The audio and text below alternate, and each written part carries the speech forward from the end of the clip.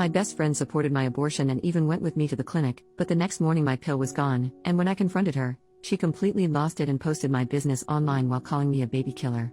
My 21F best friend Sarah, 20F, and I have been friends since she was a freshman and I was a sophomore at our college, about 2 years since I met her. We were assigned to be roommates and got along great and decided to room together for the next year, my junior year. We never had any problems before this and were inseparable. We are even in the same sorority and have the same major, nursing.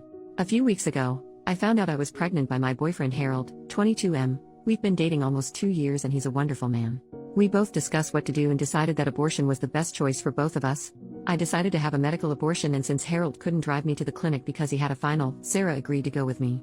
Sarah was originally very supportive and held my hand as I took the first pill in the office. She was in the room when the doctor explained that I should take the second pill after 24 hours and that I would have to do it at home. Harold came over after his final and kept me company and spent the night. After a night of cramping and bleeding, I woke up yesterday morning to find that the second pill was missing from its pack. I put the pill on my nightstand so that I wouldn't lose it. The pack was still there, but the pill was missing. Sarah is the only one with access to my room. We have separate rooms but share everything else. I asked Harold if he had messed with the pill, and he said no. Why would he, if he doesn't want this child any more than I do? So that left Sarah as a suspect, so I waited until she woke up to ask her about it. That's when she flipped the heck out. She started screaming at me how I was a baby unaliver and that she hopes I bleed out from the abortion. Then she told me that she had a dream that my child would grow up to cure Ebola. I could not make this up, and that she threw away my pill to protect my child, as well as the extra birth control packs I had gotten from the school nurse to last over the summer.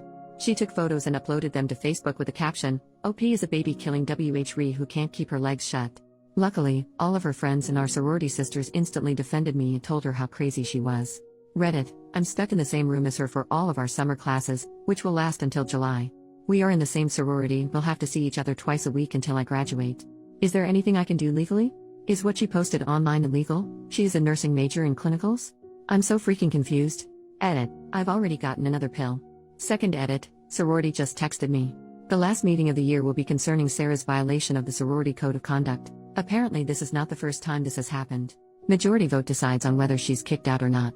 Update, 2 days later, I will try to make this as clear as possible, even though I'm typing it during a work break. Immediately after I posted on Reddit, a lot of you had the same advice to report her to the nursing board, residence life, the nursing department at our college, to the police, to the sorority, and to her parents. I decided to report her to all of the above while hiding at the sorority house. Early yesterday morning was when Sarah made her Facebook post about me, and it took only until after lunch for my sorority sisters to start texting me like crazy. This was not the first time that Sarah had shamed another sorority sister for having an abortion, and that particular woman, we will call her Emily, was one of the highest ranking members. Emily was the one who called the meeting to have Sarah kicked out for breach of the code of conduct, treat all your sisters kindly, support one another, no gossiping, etc. Meanwhile, Residence Life was busy trying to contact Sarah's parents after I showed them her Facebook rants. After the sorority contacted Sarah, she flipped out yet again on Facebook and started to rant about how she wanted to die. The RA on duty, also one of my good friends, had decided to go speak to her to see if they could help. At this point, it was clear to everyone that Sarah was not right in the head, because she was screaming at her through the door crack. Sarah refused to answer the door, so the RA decided to escalate it higher and no one saw Sarah until the sorority meeting. At the meeting, everything seemed to be okay. Sarah was the last person to arrive and she just took her seat and acted normal. It was eerie to see her gush over everyone only hours after she pulled her stunt. Only about half of the sorority was present, but the president decided to proceed regardless. It only took 2 minutes for us to vote unanimously to kick her out. Emily sat next to me the whole time. To put it mildly, Sarah did not take this well. She turned bright red, spit on the ground in front of Emily and me, and ran out of the room screaming. We called campus police on her as she left. After the meeting, Sarah returned to our dorm room. The Reese Life administrator tried to speak to her, but she refused to answer the door for over 20 minutes. They had to call the police to kick down the door because she was holding the handle on the inside so they couldn't unlock the door. The police showed up, kicked down the door, and found the dorm destroyed. All the furniture had been smashed, or scratched if it was too heavy, the carpets were covered in food from the refrigerator, and she had painted random swear words on the wall in what looks like blood, but she had no scratches on her, so who knows where the blood came from. They found photos of Harold covered in lipstick in her purse. This wasn't like a kiss mark from lipstick, but more like she used a lipstick to entirely cover Harold's face like a crayon. She resisted the police trying to peacefully convince her to accompany them to the hospital. Sarah was taken to the hospital and charged. I'm not sure what the exact charges were, but I am aware that it includes unlawful possession of prescription medication because they found my pills in her purse and they had my name on the labels. She is still in a hospital today undergoing a psych evaluation. The hospital, Sarah and I were both interns working for the hospital that operates the pregnancy clinic. I reported her to HR for theft, harassment, and privacy violations along with giving them screenshots from Facebook.